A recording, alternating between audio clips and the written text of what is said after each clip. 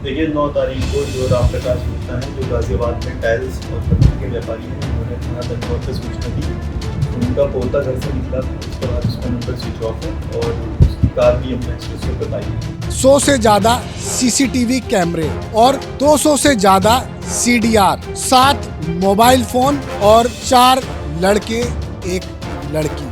पत्थर व्यापारी के बेटे शशांक गुप्ता का अपहरण कर लिया गया। गाड़ी से उसको उतारकर दूसरी गाड़ी में बैठा लिया जाता है। अभी भी शशांक गुप्ता नहीं समझ पाया कि उसका अपहरण हो चुका है। कितनी रकम की डिमांड की गई थी इनके द्वारा? 4 करोड़। नमस्कार, आदाब, मैं हूं मोहम्मद इमरान। अपहरण की एक ऐसी कहानी जो ना कभी सोची जा सकती है और ना ही आसानी से गढ़ी जा सकती है। 5 दिन, 100 से ज़्यादा सीसीटीवी कैमरे और 200 से ज़्यादा सीडीआर, 7 मोबाइल फ़ोन और 4 लड़के एक लड़की। सब ने मिलकर सोचा कि व्यापारी के बेटे का अपहरण कर लें और सभी लोग कर्ज से छुटकारा पा जाएंगे, लेकिन ऐसा नहीं हुआ। मामला है ग्रेटर नोएडा के थाना दनकौर क्षेत्र का, जहां गाजियाबाद के पत्थर व्यापारी के बेटे शशांक गुप्ता का अपहरण कर लिया गया। लेकिन आप सोच होंगे कि अपहरण क्या बंदूक के दम पर किया गया या फिर ज़बरदस्ती गाड़ी रोककर किया गया। ऐसा कुछ नहीं हुआ। दरअसल अपहरण जिस वक्त हुआ, अपहर्ता को नहीं लगा होगा कि मेरा अपहरण हो गया है। दरअसल शशांक गुप्ता को टारगेट करते हैं ये लोग उसके यहाँ शोरूम पर, जिस वक्त टाइल खरीदने जाते हैं। उसी दौरान वो देख लेते हैं लड़का सीधा साधा है और इसको फंसाया जा सकता है। फिर शुरू हो जाती है वारदात को अंजाम देने की पहल। सबसे पहली कड़ी, प्रीति नामक युवती को नंबर दिया जाता है शशांक गुप्ता का। शशांक उससे बात करने लगता है, सोचता है कि हो सकता है ये मेरी गर्लफ्रेंड बन गई है। उसके बाद उससे लगातार बातचीत और संभवतः उसके साथ घूमना फिरना भी किया होगा। तभी प्रीति उसको बुलाती है मिलने के लिए और अपने साथियों के साथ एक गाड़ी में बैठ जाती है और चल देते हैं आगरा एक्सप्रेसवे पर। इसी दौरान गाड़ी रोकी जाती है। गाड़ी रोकने के बाद गाड़ी से उसको उतारकर दूसरी गाड़ी में बैठा लिया जाता है। अभी भी शशांक गुप्ता नहीं समझ पाया कि उसका अपहरण हो चुका है। कितने लोग गिरफ्तार हुए, क्या क्या बरामद हुआ? देखिए 9 सितंबर 2025 को इसमें एक राम प्रकाश गुप्ता है जो कि मार्बल और टाइल्स का व्यापार करते हैं। इन्होंने थाना दंगौर पर आकर सूचना दी कि इनका पोता है शशांक गुप्ता, जिसकी एज 25 वर्ष है और जो घर से निकला था और वापस उसमें नहीं आया घर में। उसका मोबाइल भी स्विच ऑफ है। इसी क्रम में उसकी जो कार थी वो यमुना एक्सप्रेसवे पे मिली। थाना दंगौर पे घटना की गंभीरता को देखते हुए तत्काल इसमें अभियोग पंजीकृत किया गया और जॉइंट सीपी सर और सीपी मैम की निर्देशन में इसमें स्वाट टीम दंगौर, इकोटेक 1 और बीटा की टीम्स का गठन हुआ और इसमें एसीपी 4, एसीपी 3 ने इसको पूरे को लीड किया। इसी क्रम में एक गैंग सामने आया जिसका हमें ज्ञात हुआ कि भाई इसकी लीगल कस्टडी में ये लड़का है। ये ऑपरेशन 5 दिन चलाया गया और जैसे कि आप सबको विदित है कि कल एक ऑपरेशन में ही के ही क्रम में लड़के को सकुशल बरामद किया गया है। लड़के को बरामद सेफली किया गया है इसमें और साथ में 2 अभियुक्त जो थे आलोक और मोहित, ये मुठभेड़ में अरेस्ट हुए थे और उसके अतिरिक्त 3 अन्य अभियुक्त श्याम सुंदर, निमय शर्मा और सुमित भी ही इसमें अरेस्ट हुए हैं। एक अन्य अभियुक्ता है जो इसमें वांछित है, प्रीति और उर्फ निशा उसका नाम है। बाकी साक्ष्य संकलन इसमें चल रहा है। इसमें घटनाक्रम इस तरह से है, जो निमय लड़का है इसका टूर्स एंड ट्रैवल्स का काम है और इसी तरह से आलोक, मोहित इससे जुड़े हैं और श्याम सुंदर जो है वो मोहित इसका मामा है जो कि कन्नौज का रहने वाला है। निमय टाइल्स का परचेजिंग करने एक बार इधर गाज़ियाबाद गया था शशांक के फादर के शोरूम पे। वहाँ पे उसको लगा कि अगर ये लोग अच्छे बिजनेसमैन हैं और अगर इसको किडनैप कर लिया जाए और फिरौती में अच्छी रकम वसूल कर ली जाए तो ये लोग अपना कर्ज भी उतार सकते हैं और एक अच्छा लाइफस्टाइल जो है ये लोग जी लेंगे। इसी क्रम में इन सब ने मोहित और इसमें आलोक जो है और निमय ने बैठ के योजना बनाई, बाद में अन्य लोगों को इसमें शामिल किया। इसमें प्रीति भी इनसे जुड़ी जो इनकी मित्र है। उसने एक नया नंबर उसने परचेज़ किया और उसको एक मोबाइल यूज़ करते हुए उसने शशांक से संपर्क किया। ये दोनों की दोस्ती हो गई और फिर फाइनली 9 तारीख को इन्होंने मिलने के लिए शशांक को बुलाया। जब प्रीति उर्फ निशा से शशांक मिला तो अन्य लोग भी आ गए। उसने इंट्रोड्यूस उसको कराया कि कुछ लोग मेरे कज़िन भाई हैं, कुछ लोग मेरे दोस्त हैं और हम लोग ड्राइव पे निकलते हैं। फिर ये लोग 2 गाड़ी से ड्राइव पे निकले। इसी क्रम में गाड़ी से शशांक को एक्सचेंज किया गया। उससे बोला कि तुम अगली गाड़ी में बैठ जाओ और इसकी गाड़ी वहीं पे छोड़ दी गई एक्सप्रेसवे पे और अन्य गाड़ी से जो कि एक महिंद्रा एक्सयूवी है उसको लेके ये लोग कन्नौज निकल गए। और फिर उसके बाद जो है कंप्लेन आई, एफआईआर लिखी गई और ऑपरेशन हुआ, जिसके क्रम में कल ये सब लोग अरेस्ट हुए हैं और लड़का सेफली बरामद इसमें किया गया है। इसमें जैसे कि मैंने आपको बताया इनका जो मोडस ऑपरेंडी था जो इन्होंने रखा वो इस प्रकार रखा कि जो भी इन्होंने नंबर इस पूरे घटना में 7 फ़ोन इन्होंने यूज़ किए वो सब इन्होंने कहीं ना कहीं प्लानिंग करने के बाद सीमावर्ती राज्यों में चुराए थे या स्नैच किए थे, जिससे पुलिस को गुमराह कर सकें और पुलिस को इन तक पहुंचने में टाइम लगे। वो सारे नंबर्स या तो चोरी किए गए थे या स्नैच किए थे इन्होंने सीमावर्ती या दूर के जनपदों से जो सीमावर्ती हैं।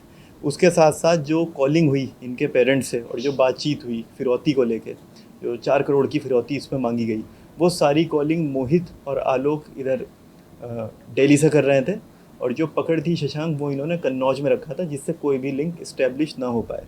लेकिन इसमें सभी टीम्स में सभी ऑफिसर्स ने, एसीपीज़ ने इसमें बहुत मेहनत करी और इसमें कई सौ सीसीटीवी, कई सौ सीडीआर करे गए और कुछ सोफिस्टिकेटेड सॉफ्टवेयर्स का भी हमने इस्तेमाल किया आईपीज़ को क्रैक करने के लिए और फाइनली हम लोग इन सबको अरेस्ट कर पाए। कल जब ये फिरौती की रकम जो है इनका परिवार देने आया था एक्सचेंज में शशांक के, उसी समय ऑपरेशन फिर हमने कंक्लूड किया, जिसमें मुठभेड़ में 2 अभियुक्तों के इसमें गोली लगी, 3 अन्य अरेस्ट हुए हैं। प्रीति उर्फ निशा इसमें वांछित है। लड़का जो है वो सकुशल बरामद इसमें किया गया है। तो कितने की फिरौती देना है? 4 करोड़ की इसमें जो शुरू में बात हुई थी और 4 करोड़ की इसमें फिरौती जो है मांगी गई थी, जिसमें 50 लाख की डिलीवरी पे पहली वाली पे बात हुई थी। कल सर मोबाइल स्नैचिंग इसी पर्पस के लिए किया था या पहले से कर रहे थे? ये इसी पर्पस के लिए इन्होंने चोरी और मोबाइल स्नैचिंग करी थी। इसमें 1-2 लोगों का क्रिमिनल इतिहास भी है। मोहित पे 420, 67-68 का एक मुकदमा है। जब अपहरणकर्ता उसको ले जाते हैं कन्नौज, तब उसको विश्वास होता है कि मेरा अपहरण हो गया है। ये खबर उसके परिवार वालों को दी जाती है। शशांक के दादा थाना दनकोर में जाकर मुकदमा दर्ज कराते हैं कि हमारा पोता इस जगह से लापता हुआ है। पुलिस की पूरी मेहनत 5 दिन, 2 एसएचओ, 2 एसीपी और सबसे बड़े डीसीपी इस पूरी मुहिम में लगे रहते हैं।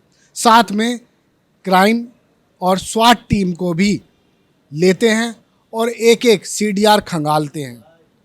तब जाकर उनको क्लू मिलता है कि शशांक गुप्ता का वाकई अपहरण हो गया है। डीसीपी साद मियां खान को नींद नहीं आती जब तक शशांक गुप्ता शाकुशल बरामद नहीं हो जाता।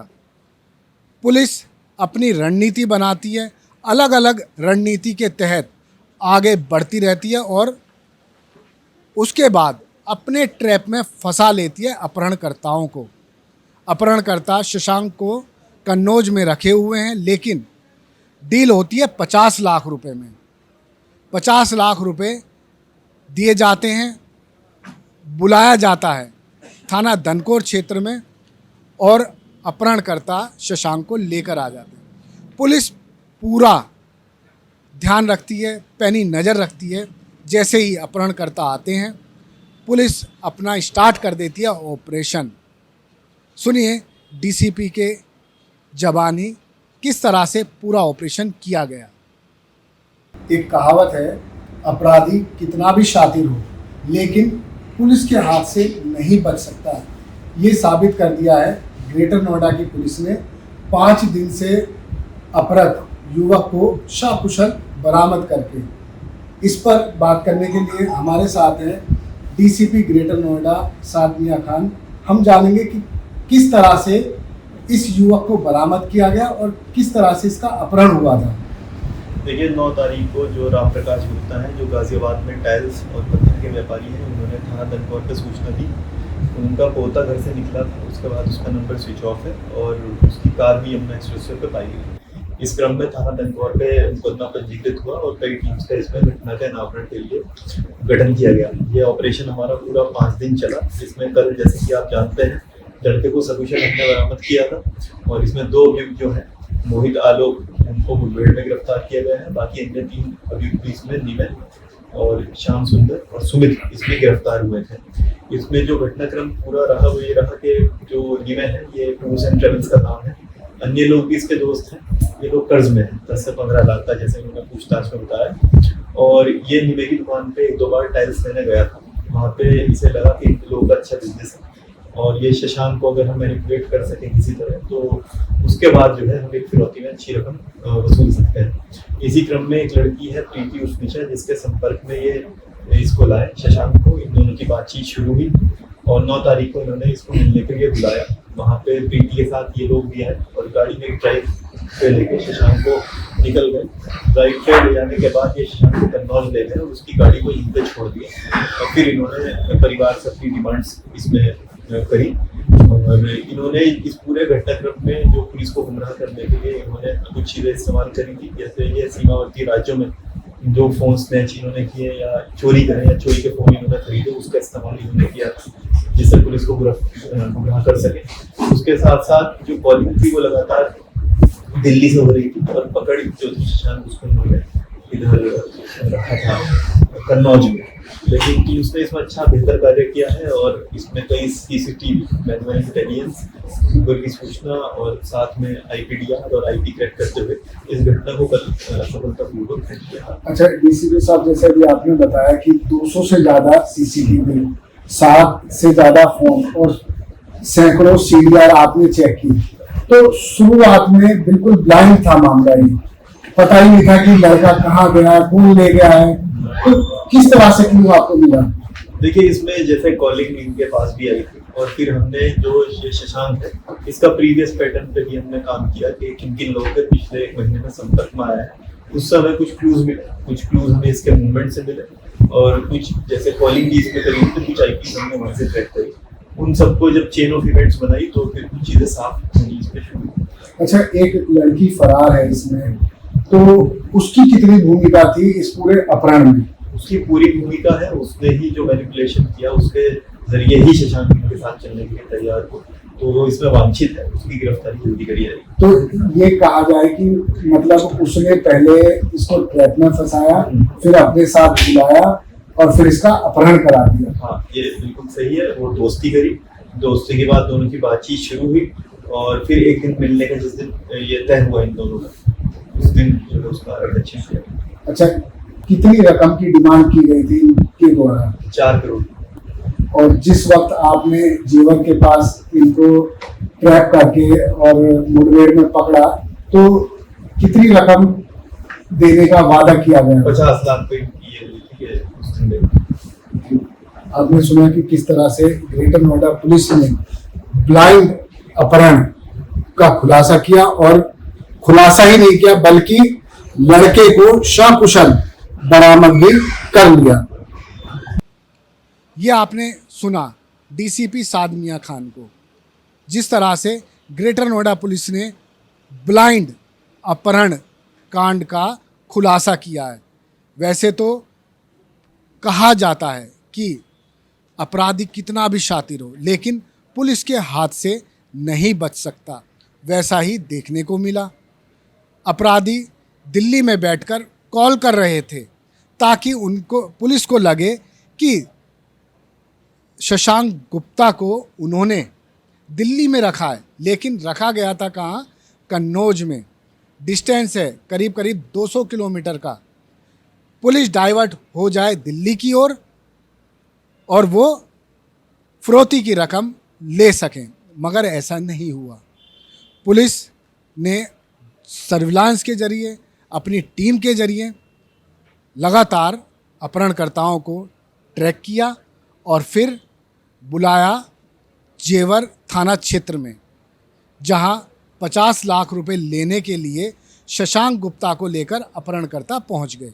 बस डीसीपी सादमिया खान के नेतृत्व में पूरी पुलिस टीम ने घेराबंदी की और उन्हें मुठभेड़ के दौरान धर दबोचा, शशांक को सकुशल बरामद कर लिया। लेकिन इस सब में एक अहम बात यह भी है, गौतम बुद्ध नगर की पुलिस कमिश्नर लक्ष्मी सिंह पल पल की खबर ले रही थी ताकि किसी भी तरह का नुकसान अपहर्ता को ना हो, यानी शशांक गुप्ता को ना हो। पुलिस का कोई ऐसा कदम ना उठ जाए कि बदमाश पेशेंस खो दें और उसकी हत्या कर दें। बहुत पेशेंस के साथ पुलिस ने इस पूरे घटनाक्रम का खुलासा किया और शशांक गुप्ता को सकुशल बरामद कर लिया। धन्यवाद। देखते रहिए जय हिंद जनाब। चैनल को लाइक और सब्सक्राइब करना ना भूलें। जय हिंद।